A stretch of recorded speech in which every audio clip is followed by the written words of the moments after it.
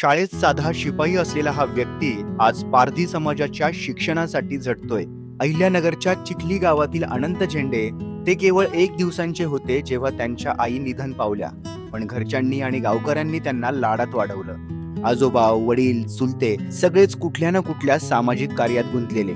त्यामुळे लहानपणापासूनच समाजकार्याचं बाळकडू त्यांना मिळालं. स्नेहालय सारख्या सामाजिक संस्थांच्या माध्यमातून अनाथ विधवांसाठी केलेल्या कामाने त्यांच्या समाजसेवेची भावना प्रबळ झाली. दरम्यान 2008 मध्ये त्यांनी आमटेंच्या आनंदवनाला भेट दिली.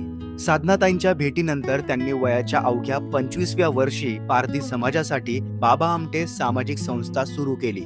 शिकारीचं काम करणारा हा समाज ब्रिटिश काळात गुन्हेगारी जमात म्हणून कलंकित झाला. परिणामी पिढ्यानपिढ्या शिक्षणापासून, रोजगारापासून आणि समाजाच्या मुख्य प्रवाहापासून वंचित राहिला होता. म्हणून त्यांनी गोरगरीब मुलांसाठी वसतिगृह, शिक्षण आणि जेवणाची सोय केली. सुरुवातीला मोजकीच मुलं होती. आज तीच संख्या 150 मुलांपर्यंत पोहोचली. विशेष म्हणजे यातही 68 मुली आहेत.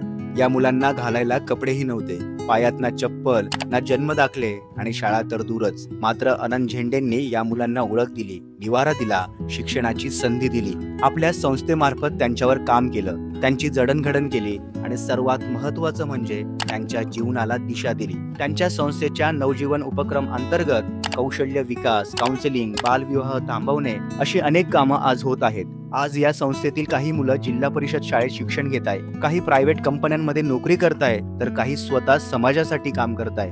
हे सगळं शक्य झालं कारण एका माणसाने विचार केला, मी नाही तर कोण आणि आत्ता नाही तर कधी. आजही अनंत झेंडे आपली नोकरी सांभाळत, पदरचे पैसे खर्च करत हे सर्व चालवत आहेत. त्यांना आपल्या आर्थिक मदतीची गरज आहे. जर तुम्हालाही त्यांच्या या कार्यात मदत करायची असल्यास त्यांना ह्या क्रमांकावर संपर्क करा.